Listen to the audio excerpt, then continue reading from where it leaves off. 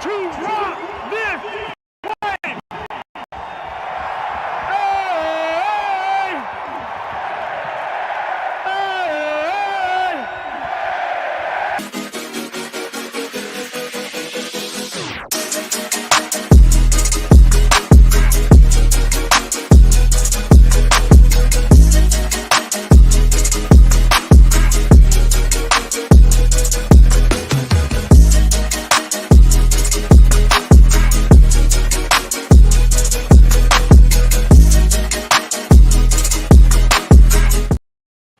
Welcome to the Buffalo Sports Conversation Room. This is week 6 of the NFL, and I'm your host, Jamie Malloy, ready to talk up some exciting football with my co-host, Joe Elio. Sorry, folks. So without any further delay, here's Joe. Hey, Joe, how you doing? There I am. I'm doing great. How you doing tonight? Good. As we mentioned backstage, big trade for Amari Cooper gives us that number one receiver we need, especially after even greater news after winning a battle-tested game last night. So good things are happening with the Bills and wild circus with the Jets because they happen to trade for Devontae Adams after the loss. So yeah, interesting things going on. We got a lot to talk about tonight. I cannot believe that the NFL season, the regular season anyway, is a third over. It's going very quickly. But with all these changes and with all these positive things going on for the Bills and some other teams, we still got 2/3 of the regular season to go. So a lot of football left. And again, as we said, plenty to talk about tonight. yes, we do. So speaking of which, are we ready to talk about the Thursday night matchup with the San Francisco 49ers taking on the Seattle Seahawks? Yes, sir. Okay, so here we go, folks. The 49ers got on the board first with a 25-yard field goal by Matthew Wright to bring the score 3-0 San Fran. In the beginning of the second quarter, Deebo Samuel caught a 76-yard touchdown pass from Brock Purdy to make the score 10-0 49ers.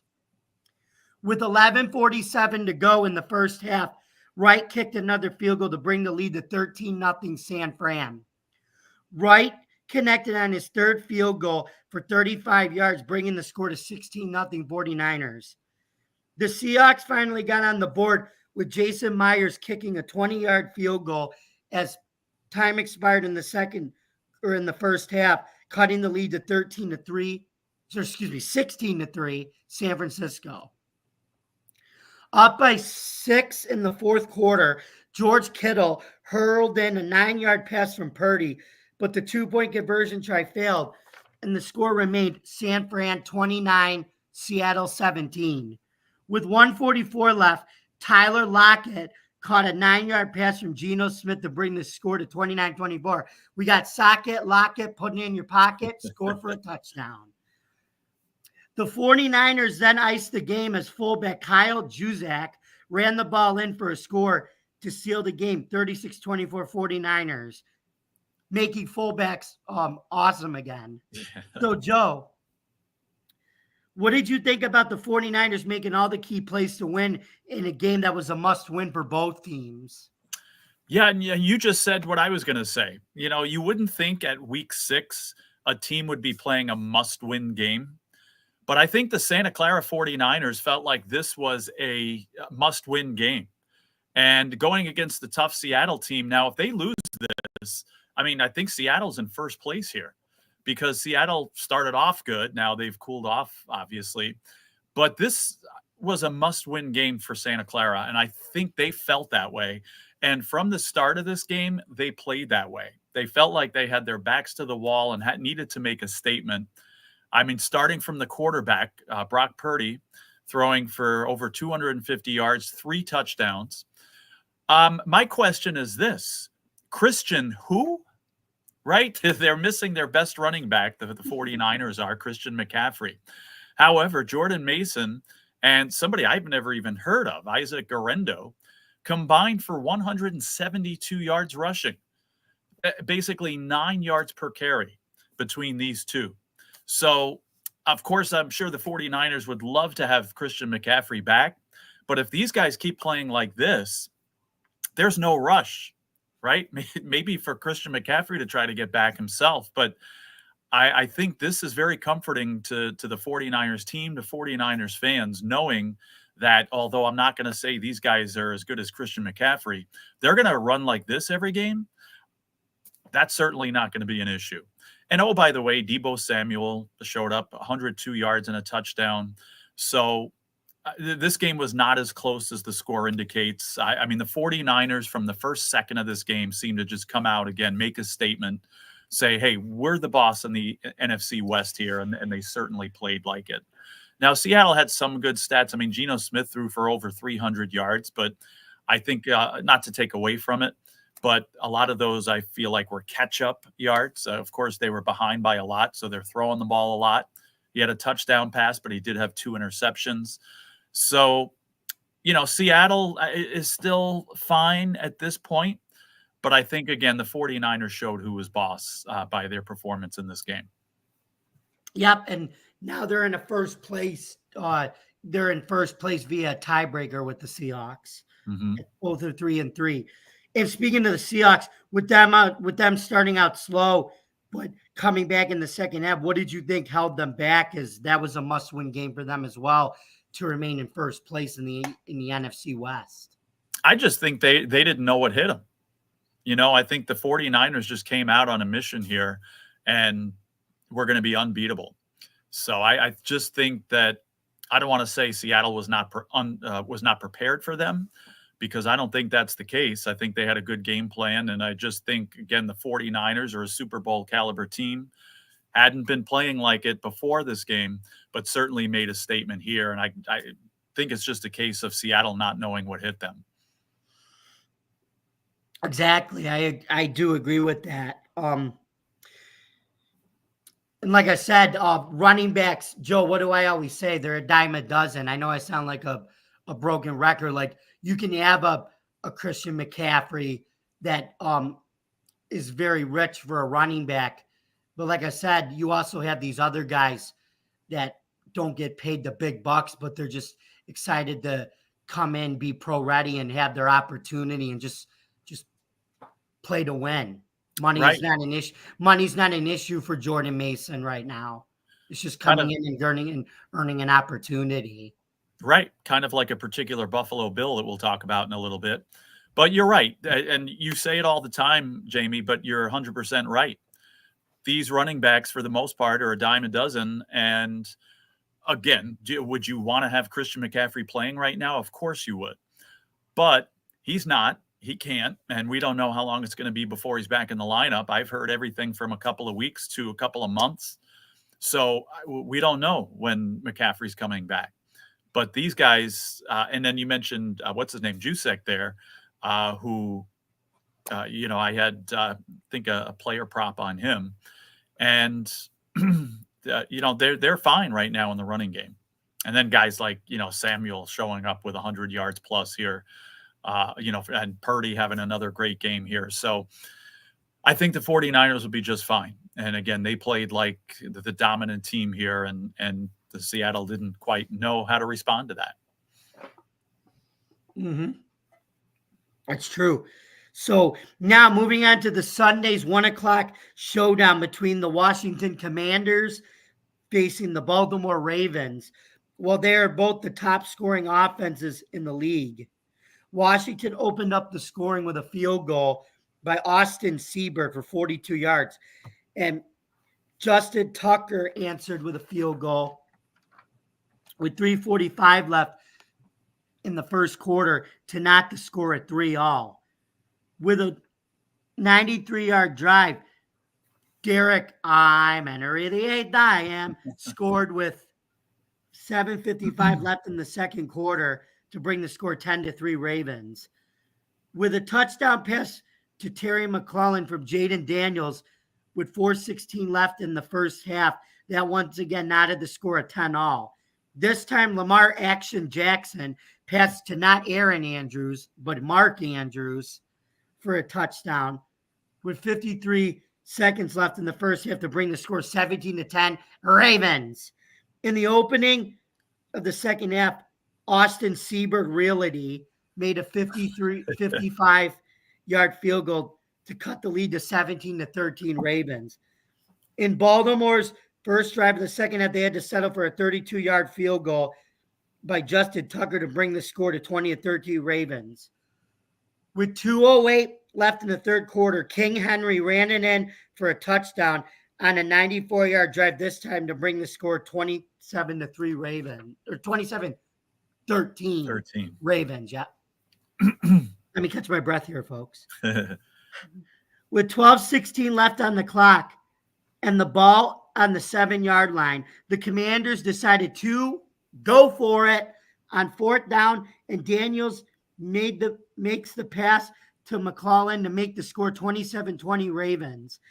With 6:22 in the fourth quarter, Justin Tucker kicked a 39-yard field goal to increase the Ravens' lead to 30-20. With 2:52 left in the game, Siebert kicked a 49-yard field goal to cut the lead to 30-23 Baltimore. With Jackson taking a knee to end the game, the final score was 30-23 Ravens. So, Joe, what did you think about the Ravens pulling out this close game when it easily could have gone the Commanders' way? Yeah, first of all, I got to say, I like your Chris Bermanisms that you throw in there, but now you get a greater appreciation for what that guy does, right? You say you got to catch your breath here. That guy does it on the fly, and he's significantly older than both of us. So it just gives us a little bit of an appreciation for what he does. And, seems like that guy's never out of breath. And he made a comment about this game, when he was going over the highlights of it, talking about like the crab cake bowl or something like that. I was definitely wishing I had my crab when I was watching this game because, it certainly would have reminded me of it. I went to Baltimore a couple of years ago and certainly got my crab cake there. But anyway, we've seen some good matchups this year, or matchups with two teams where one team comes out and plays well and the other team doesn't.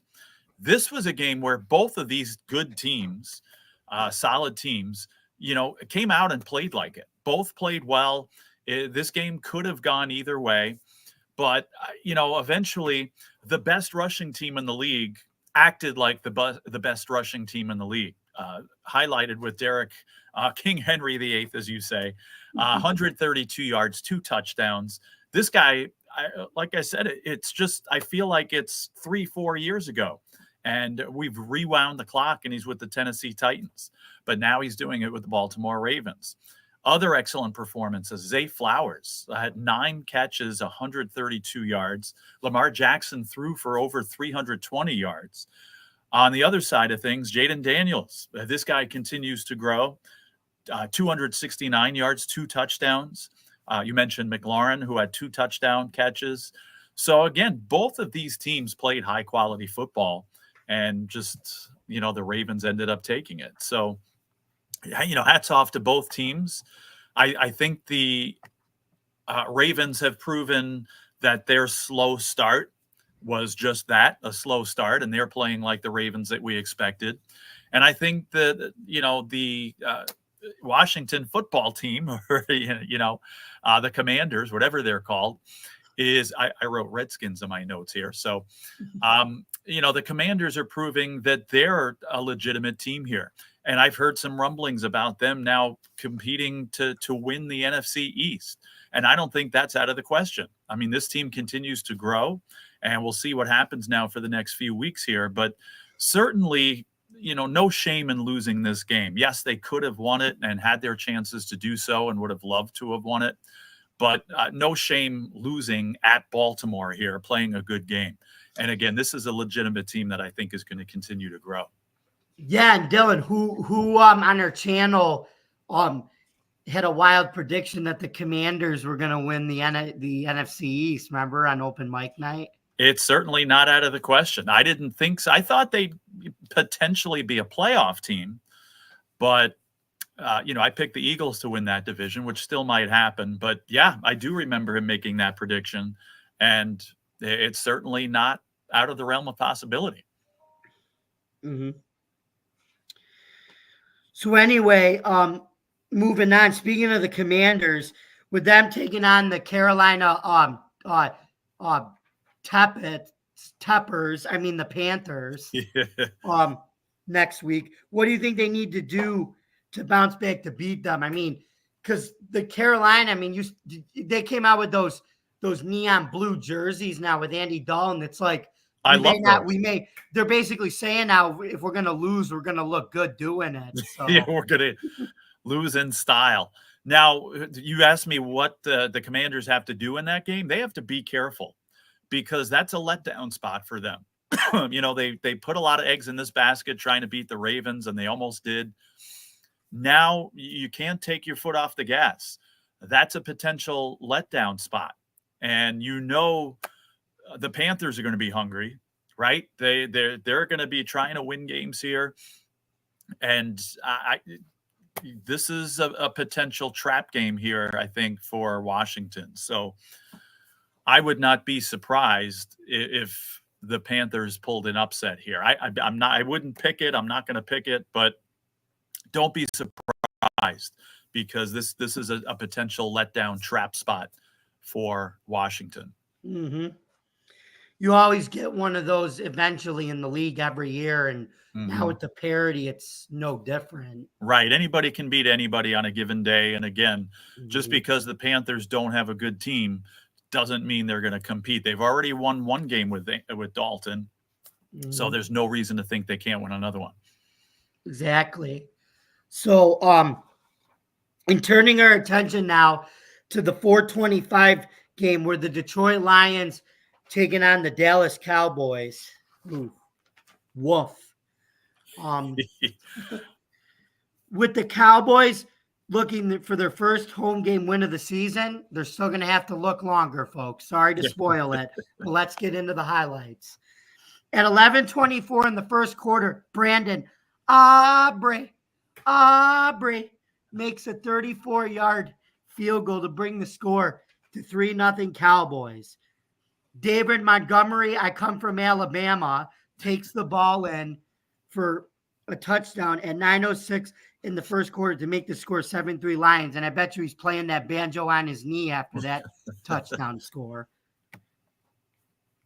At 12:36 in the second quarter, one of the other UF kicker from the UFL and my fantasy kicker this week, Jake Bates, made a 40-yard field goal to bring the score to 10-3 Detroit. At 11:39 in the second quarter, Goff threw a flea flicker to Sam Laporta, scoring a touchdown, increasing the Lions' lead to 17-3. Sam Laporta por la cultura for Hispanic Heritage Month. Yeah, there you go. This Spanish teacher is impressed. With 4 minutes left in the first half, Bates kicked another field goal, this time from 48 yards, to break the score up to 20-3 Lions. With 40 seconds left in the half, Montgomery scored a second touchdown to make the score 23-7 Detroit. On the next kickoff, Cavante Turpin returned it out to the Detroit 30-yard line.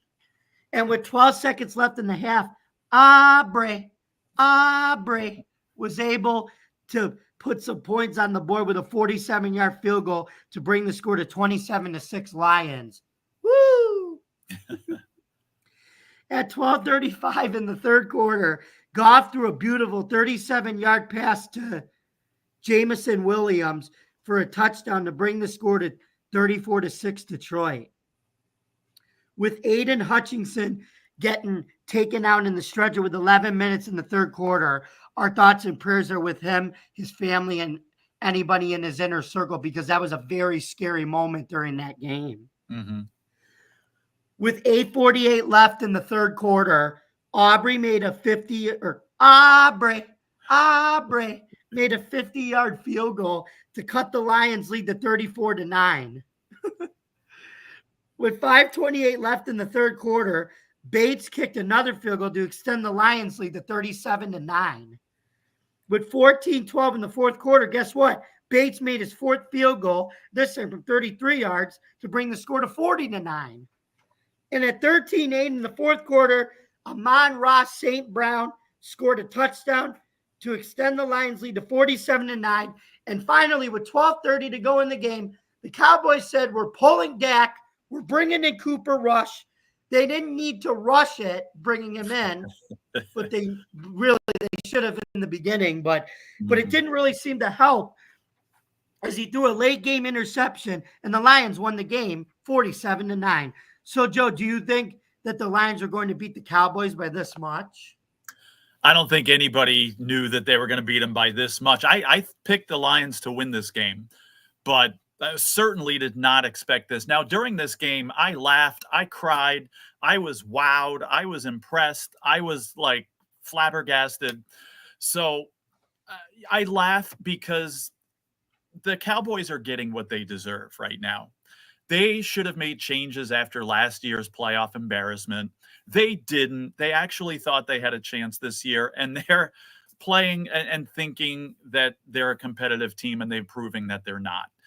But again, this is a manifestation of what they should have done and didn't do at the end of last year. Now, again, I am shocked here. You don't know how many times on this podcast, well, you do, but anybody watching, I said this all the time last year. I can't remember a more dominant home team in a long time than the Cowboys were last year. They outscored their opponents like 38-18 and were 8-0 before they got blasted at home in the playoffs. This year, they're 0-3 at home, and they are being outscored 40-18. Incredible. I as much as I never saw as much of a dominant home performance as I saw last year with this team, I don't think I've ever seen it as a dramatic a turnaround in 1 year in a team playing on their home field. I was just shocked. But I do think, again, the Cowboys are getting what they deserve. Now, very sad here. I didn't actually cry in front of the TV, but one of my favorite defensive players in the game is Aiden Hutchinson. And, you know, to see him get hurt like that and to know that we're not going to be seeing him the rest of the year is disappointing because, again, he's one of those inspirational players that I thought that he would be when he got drafted by them. And he's made impacts. He was leading the league in sacks this year. Again, a freak injury. I mean, I read a report, and this was kind of compared to like one of those MMA injuries where, you know, a guy goes to kick, you know, the kickboxer or whatever, and the guy's too close and his leg, you know, takes the impact. And that's what happened here. He was making the sack, his leg swung around, and he hit the guy that was way too close to him. And, you know, I heard today that it was both the tibia and fibia, and he did have successful surgery, but it's about a 4 to 6 month recovery. They said if the Lions make the Super Bowl, maybe he'd be a part of that. I don't think so, but they did say that, you know, if all goes well here as they expect it to, he should be fully recovered and ready to go to start next season. So that's positive. But again, sad. He's to me, one of the most inspirational defensive players in the league, and just sad to see a guy like that go. The Lions were just a machine here. You know, Jared Goff, 312 yards, 3 touchdowns. Montgomery, yeah, like you mentioned, with a couple of touchdowns. Williams, Laporta, St. Brown, 3 of their best receivers, each with a touchdown. Prescott, as unwell as the Cowboys have been playing, Prescott, had been playing quite well. Not this time. And he had a couple of interceptions, like a 42 quarterback rating. Didn't show up for this game, just like the rest of his team. You know, you wonder what's going to happen with this team now. And if you wonder, is he going to fire McCarthy? What's going to happen? And my take on that is if Jones didn't have the kahunas to fire him at the end of last year, he's certainly not going to have the kahunas to fire him in the middle of the season. I think if the Cowboys continue to play poorly, if they don't make the playoffs, he will be gone at the end of the season. But that's something that should have happened at the end of last season, and the Cowboys are paying for that right now. The only good news is I think a lot of candidates are going to want that job just because it's the Dallas Cowboys, though. Right. A lot of candidates would like that job. So, yeah, they'll be lining up at the door, and I think they can get somebody more effective in there. Mm-hmm.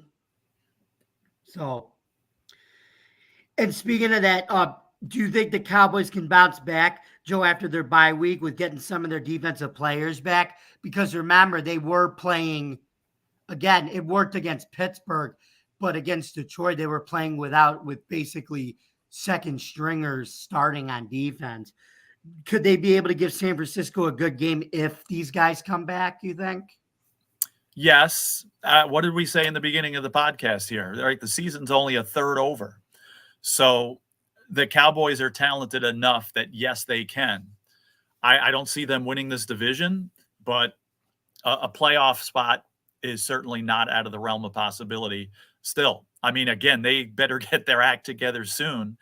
And I'm not so sure they beat the 49ers. Is that game in Dallas or Santa Clara? It's in Santa Clara. All right. So I don't see them, although Cowboys are 3-0 on the road and playing fine there. You know, they can't do anything at home right now. So I'd say that the fact that the game's in Santa Clara, they have a better chance of winning that game. I don't think they will. But this is the NFL.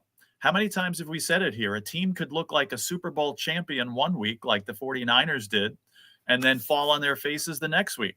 And a team could look like the Dallas Cowboys, look like the worst team in football, come in and play the 49ers in Santa Clara, which everybody thinks they don't have a chance, and sneak out of town with a win there. So I wouldn't put it past them. I don't think so. I think the 49ers win, but the Cowboys do have time, and especially if they're getting some of their good players back, they still have time to fix this and to potentially get in the playoffs. So we'll just have to see. But they're going to have to figure out the problem at home and start playing like the 2023 Cowboys in Dallas instead of what they're seeing now. Again, like, look at the point differential. It's almost totally 180 degrees around, like basically almost 40-18 that they outscored people last year. And now they're getting outscored 40-18 so far this year. Absolutely crazy. I've never seen anything like that in the NFL between one season. But also, too, Joe, the 2023 Cowboys, they at least could still run the football. This year, their running game's been non-existent. I mean, I know, and everything's had to be put on Dak's shoulders. Brady even said it, too. When you're that one-dimensional and you can't run the ball, what's the quarterback really supposed to do? Yeah. And again, Dak's been playing well, except for this game. But he's certainly not the problem. And you're right. Eventually, there's going to come a point where he can't do any more. The problem with that, though, is I don't see that changing for the Cowboys. I don't see their running game getting better unless they get somebody in there or unless something magically happens. I don't see that situation improving. So they're going to have to do it with the passing game. And again, the defense is going to have to play better. And that could happen if they get guys back. But that's going to happen. It's all going to have to happen very quickly. And maybe the best thing that could have happened for Dallas is their bye now. Right, exactly. Now focusing on the Sunday night 8:20 game between the 1-4 Cincinnati Bengals and the 2-3 New York G-Men, coached by Brian Daboll. Cincinnati got on the board first with a Joe Burrow 47-yard touchdown scramble to bring the score to 7-0 Cincinnati. That would bring us to the third quarter when Tyrone Tracy ran it in for a 1-yard touchdown to tie the score 7-all. Evan McPherson would then break the tie with a 37-yard field goal to give the Bengals the lead again, 10-7. After the Giants missed a field goal, Chase Brown took the winning TD to make the score 17-7 to clinch the game. What can Brown do for you? He could put a game on ice when the other team is misfortuning on their opportunities.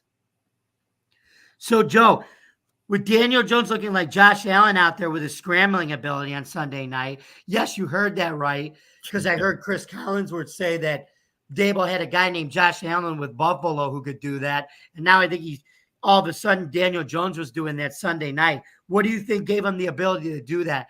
Obviously, I think it's their offensive line's improved and everything, but. Yeah, the offensive line's improved. I feel like, though, Daniel Jones was running a lot, but was he getting anywhere? That's the thing. A quarterback can scramble all they want, but if it's not productive, then it really doesn't matter. So, at first I thought, wow, I expected a lot of offensive fireworks here. I was disappointed with this game because the Bengals defense has not been playing well. Again, the game before against the Ravens, they couldn't stop anybody. I think we could have got past them, but they were just their defense has struggled all year, and the Giants showed some offensive signs of life. Like you said, the offensive line's been playing better, and we all know that the Bengals could score. So I expected this to be kind of like a high flying, high scoring game, but I was disappointed. And I was bored, to be honest with you. And at first I'm thinking, well, the Bengals, wow, they played a great defensive game. But then I thought, did they really? Because the Giants offense really didn't get anything going.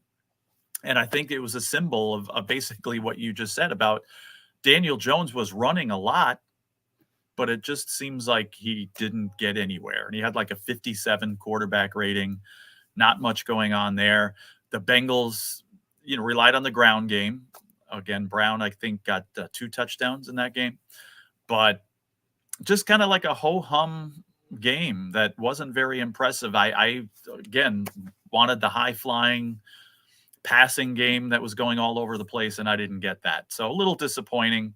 And again, I like the Giants. I thought they had a chance to win this game. Didn't think they would. I thought the Bengals would win, but I thought the Giants had a chance. And it's just, as the game played out, they never really did have a chance. Mm-hmm. Speaking of Burrow, did he really play a complete game, or did he just capitalize on the Giants' mishaps? He didn't play a bad game. He still did. He's on my fantasy team, and he's doing pretty well for me here. So certainly, I don't remember how many fantasy points he got me, but he played a solid game. Not like he did the week before, where he had like 4 or 5 touchdown passes in there. Again, I expected him to be passing a lot more, but just sometimes you don't have to have the best stats. It's just win the game. And he certainly didn't do anything that would take away their ability to win the game. Played just a business as usual, solid game, still statistically sound. I didn't write down his statistics, but again, fantasy-wise, I could vouch that he helped me out and still played well. And obviously, more important, helped the Bengals out and get a solid win here. Mm-hmm. Now, moving on to our game of the week, Monday night's contest of the Buffalo Bills taking on the New York Jets, Jets at MetLife Stadium. Here we go, folks.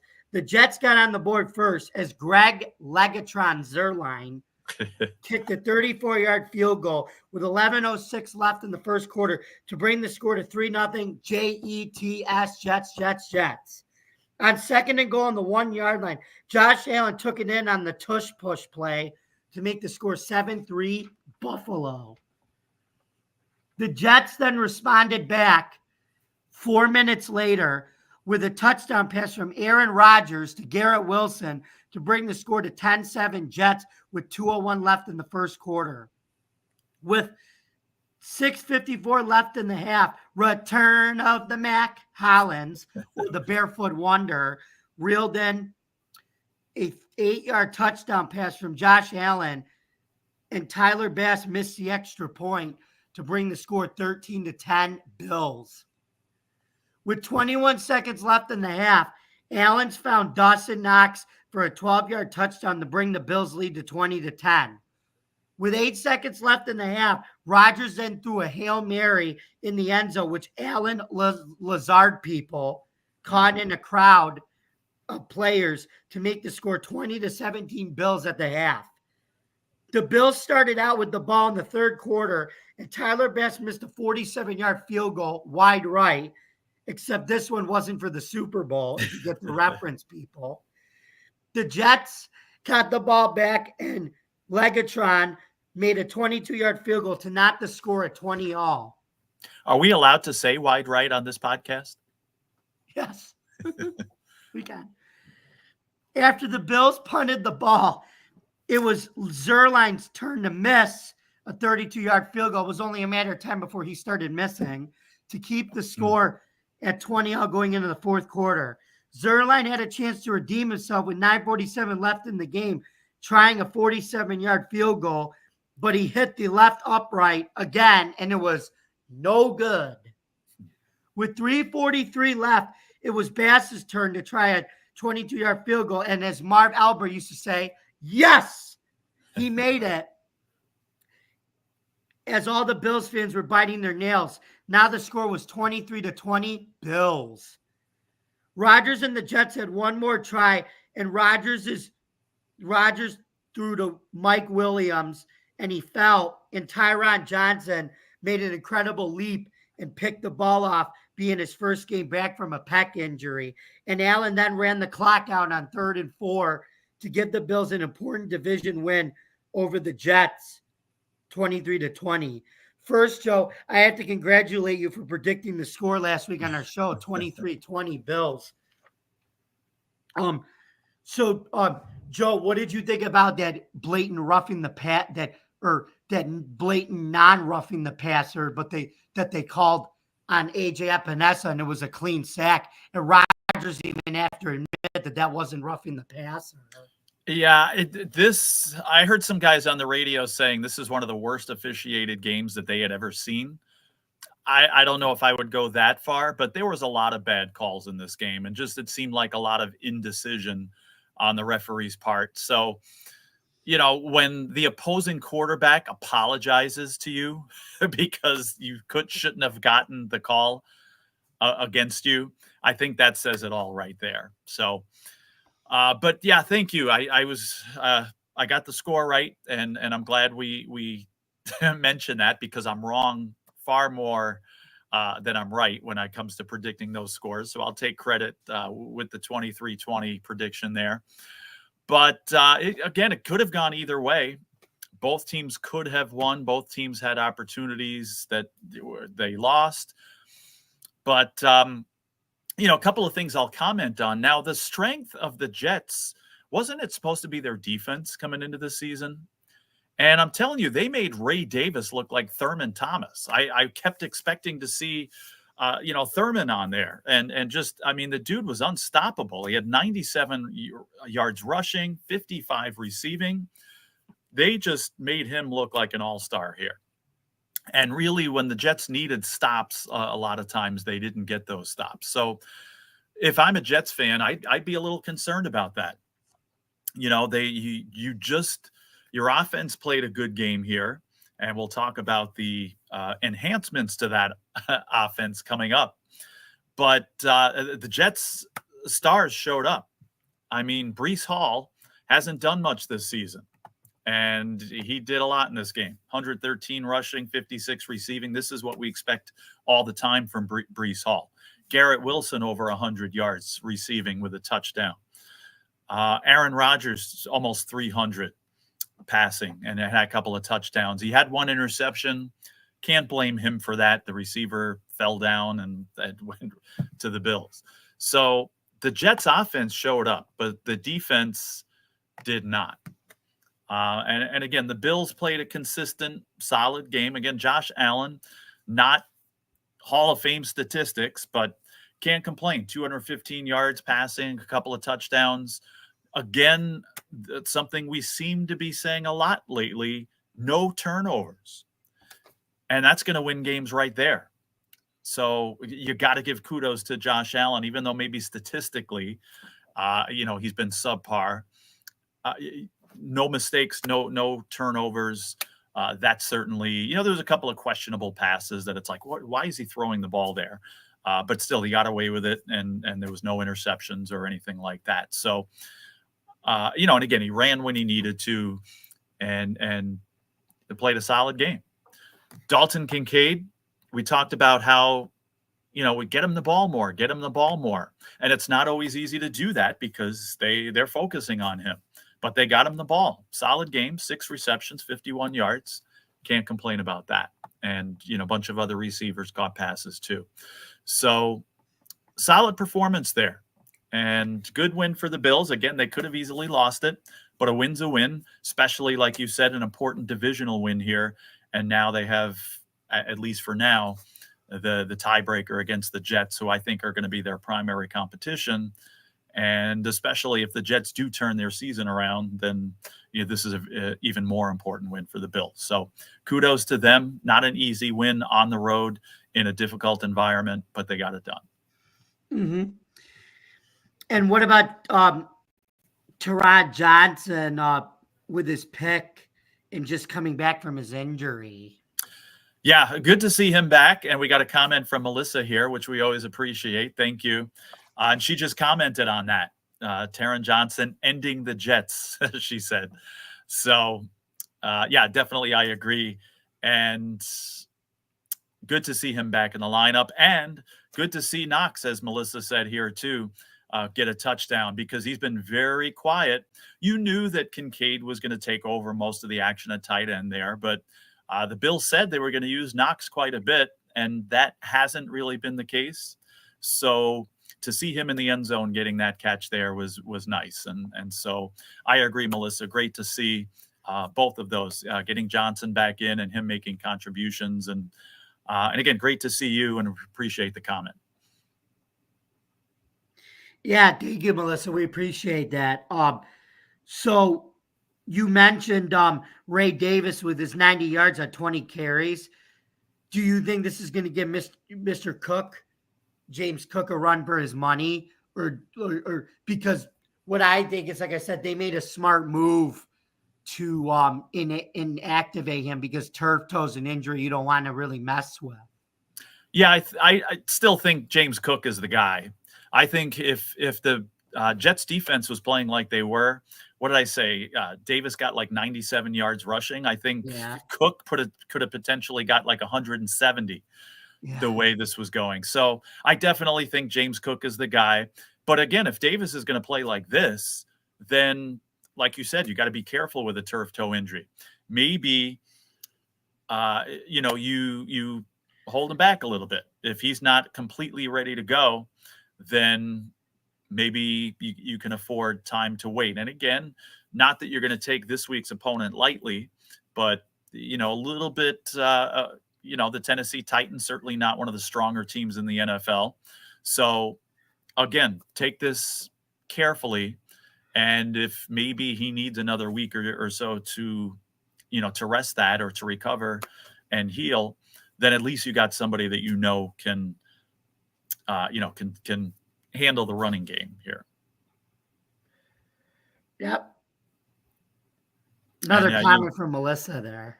I was just reading that, and she said supporting the Bills Mafia, just not in a few weeks when they play the 49ers. So I know that game's on the horizon, and I look forward to that matchup against the Santa Clara 49ers. Yeah, so and I agree with your comment about the unnecessary flags, too. She put a comment that the flags were unnecessary. Mm-hmm. Totally agree. And especially in a big game like that, if you're the referee, can you do me a favor? Stay out of the way. Let these teams play. And it interrupted the flow a little bit. It was still a good game and a fun game to watch, but don't you think it kind of interrupted the flow a little bit and could have, made it a game that could have been better? I totally think it did. But anyway, I want to talk about Joe, what were some of your thoughts about the game? Because I want to talk about the fact that during this run of the Bills almost dynasty that we're trying to get under McDermott, like we've made the playoffs every year but one under him. Mm-hmm. We've won 4 straight AFC East titles. But what I noticed is that even during that stretch, like we had years like in 2021 and even last year where we were kind of battle tested throughout the year, and we did have blowouts and then we struggled. But I think those years being battle tested made us better at the end of the year, which is why we came close to beating the Chiefs twice in the divisional playoffs those same years. Whereas like the year we went 14-3 in 2022, we weren't as battle tested and we got thumped by the Bengals at home. And this year, we started out with a battle-tested game. Then we had 2 blowouts.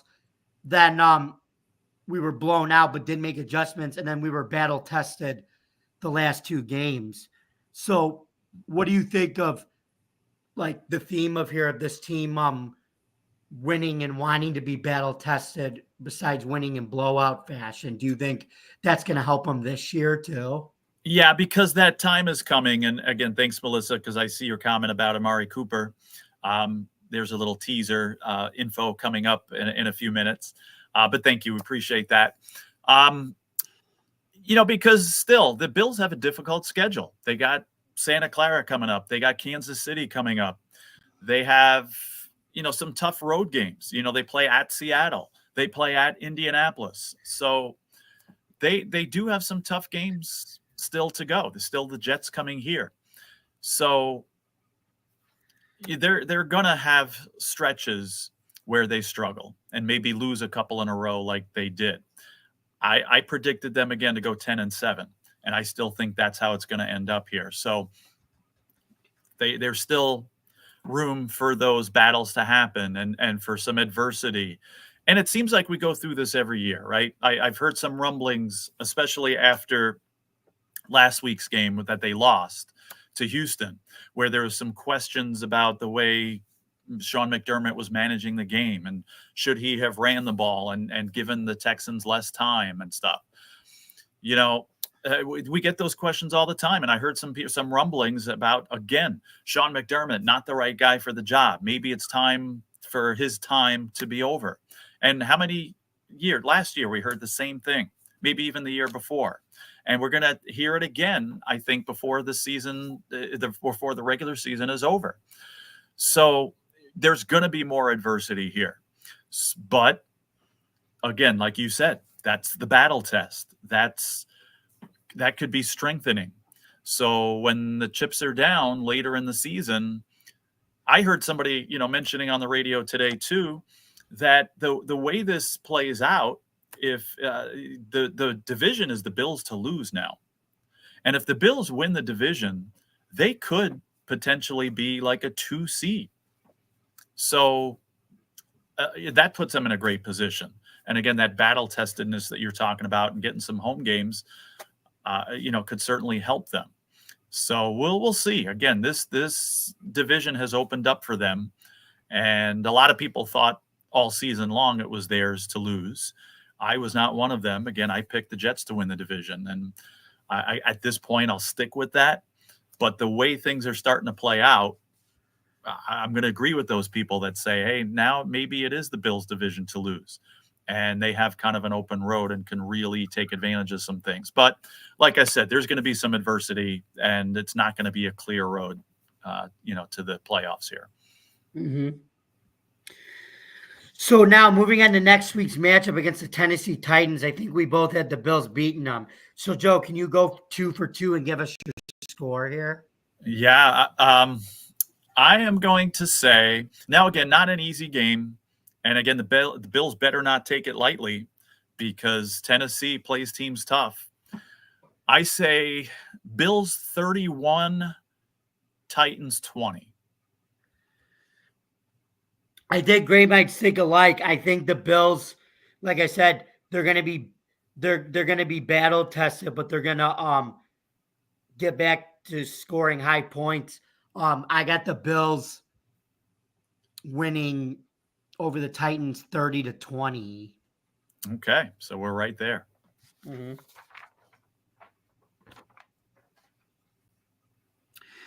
Okay, it is now that time in our show, Joe, for our question of the week segment. All right. Would you like to give it a try? Yes. Sal got me off the hook last week, but I'm ready for this one. Okay, Joe, here's your question. Can you guess this NFL quarterback? He played in 3 NFL seasons. He played on 2 different teams. Was the number 2 pick in the 1998 NFL draft. Is it Akili Smith, Ryan Leaf, Cade McNown, or Tim Couch? How many teams did he play for? 2? 2, yeah. Okay. I have an idea. So Tim Couch, based on that timeline, I'm going to go with my gut here because I think that 98 is when. Now I have a friend that if they're watching right now, they're going to get me because I think it was 98, and I could make 1,000 correct predictions, but this friend is always going to remind me that I predicted Ryan Leaf would have a more productive career than Peyton Manning because they both came out at the same time. Yes, I was stupid enough to say that. I said it. So I'm going to go with Ryan Leaf as my You guess. got it. It was Ryan Leaf. Achilles Smith was the he was a bust, and he was the number 3 pick in the 1999 draft by the Cincinnati Bengals after Donovan McNabb of the Eagles, and Tim Couch was the number 1 pick of the expansion Browns team in 1999. And Right. he did play for 2 teams. He ended up playing for the Packers, but injuries ended his career after that. Yeah, I know he played somewhere else besides Cleveland, but and I know Leaf played for a couple of teams, and when you said 1998, that pretty much gave it away for me. Yeah, but guess who that second team was? Most people don't know this though. So he played for San Diego, right? Yeah. Who was it? Wasn't Cowboys? The Cowboys. Okay. Because he started on Thanksgiving 2001 against the Mike Shanahan's Denver Broncos on national TV for the Cowboys. Okay, I don't remember that, but good stat. Oh, yeah. What did you also think about Amari Cooper, Joe? All right. So I think, and we seem to agree with this. We've talked about it previous to the show. We think it's a good move for the Bills. I mean, when you're giving up a couple of peanuts and pennies to get a guy that can turn your complete offense around, not that the Bills' offense is playing horrible. In fact, we talked about this. I said it backstage to you earlier. The Bills have been making do without a true number 1 receiver. Now, I don't know how long they would be able to sustain that, but it's not like the Bills' offense was playing horribly. They're playing well. But to get a guy like Amari Cooper and to get him as cheap as they did, with a 3rd and a 7th round draft pick. And his contract is peanuts too, basically. And you said the contract situation is good. That puts them in an affordable spot. That's just complete win-win for the Bills. So I was very happy to hear that, especially with how little they had to give up to basically nothing to get him. And now, is he going to be a magic wand that completely transforms the Bills' offense to Super Bowl level? No. But is he going to give them a totally new dimension and, again, a true number 1 receiver, a role that I think he would relish? I think definitely yes, and it's going to be a major upgrade for the Bills. Not to take anything away from the guys that have already been contributing here, but now you can get a guy like Shakir, who the pressure of him being the number 1 guy is off, and he could just go out there and do his thing and continue to contribute. Same with Kincaid. Same with all these other guys that they have. Mac Hollins. And all those other guys. Now, I don't know if you knew this, but today they cut Valdez-Scantling too. I didn't know that. Okay, so I'm not surprised. I mean, he didn't do anything, and I'm afraid you throw him the ball in a key spot and he's going to drop it anyway. So I was not too disappointed to see him go. Funny how it happened as soon as they got Amari Cooper in here. So great move for the Bills, and I think it's only going to help. But what do you think about that? I mean, I'm sure we seem to agree, but I guess I'm curious as to what you have to say about it. I love it because, like I said, it makes sense for both teams. It's logical for both. And as I talked about, Cooper can come in here and try to win a ring with a team that's got that, while Cleveland can basically try to play out the rest of the season and maybe sell some of their other stars for picks and everything, and just rebuild through the draft, and that could help him, I think, moving forward. And that's going to help Stefanski build his team too. Right. Now, you might have been leading to it anyway here, but what did you think about that other wide receiver trade? Oh my God, that was I think that was a mockery. Congratulations for Davante Adams. He's going to get his payday with the Jets and Aaron Rodgers. But after that situation and the fact that Vegas only got a 4th round pick for him when they were supposed to get a 2nd round pick and take his salary. And I mean, what's going to happen next? Is Rodgers going to complain that Adams won't give him the Rodgers friendly discount at his Taco Bell in his house? I mean, come on now. What are we doing here? Yeah. Now, I'm going to say I am not surprised at all that this happened. I've been saying for months, the only place I could ever see Davante Adams going is to the New York Jets. To me, that's the only thing that made sense. Now, again, what doesn't make sense to me is what you just mentioned. They talk about peanuts and pennies. I mean, a 4th round pick for this guy, that's still, maybe not as good as he was a couple of years ago with the Packers and Rodgers there, but certainly somebody that can transform an offense or just be an excellent weapon. A 4th round draft pick, I was shocked. I would have at least given a 2nd pick for him. Mm. But again, I would have bet my paycheck, I would have bet my house that this would have happened. It wasn't, to me, a matter of if it was going to happen. It was just a matter of when Davante Adams was going to the Jets, and it finally did. And now Vegas, like I said, they got him off their back, and they got rid of his salary, which is good. Right. Now he's back with Aaron Rodgers. Yeah. Anyway, it looks like we come to the end of our show. So, Joe, where can we find you on social media on Tuesday, October 15th? October 15th, mid-October. Again, a third of the way through football season. But on X Twitter, Joe Dell Sports there, talking about the baseball that's going on, talking about the hockey that's underway, talking about the basketball that's coming up in a week. So lots of great stuff going on in the sports world, and some of my thoughts are shared there at Joe Dell Sports Twitter X. And plus on the open mic show on this network coming up after we leave this show. Yep. And then you can find me, yours truly, on Bills Chat 1 at Bills Mafia Chat, and also at Jamie Malloy, the unbiased journalist, at DJ Dog Tags and theforkball.com, where I write about all sports.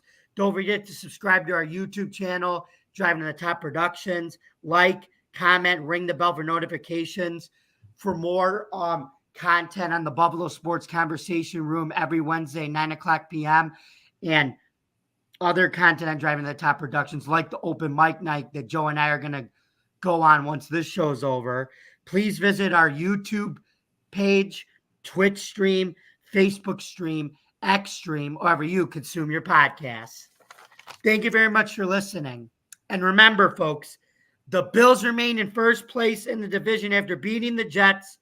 The 49ers came up with a big win over the Seahawks Thursday night to take over first place in their division.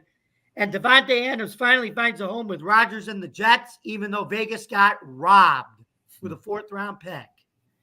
But more importantly, to quote our friend Chris Berman, especially after the big win last night, and then the big news 24 hours later that the Bills traded for Amari Cooper from the Browns, nobody circles the wagons like the Buffalo Bills. See you next week, folks. All right. Good night, everybody.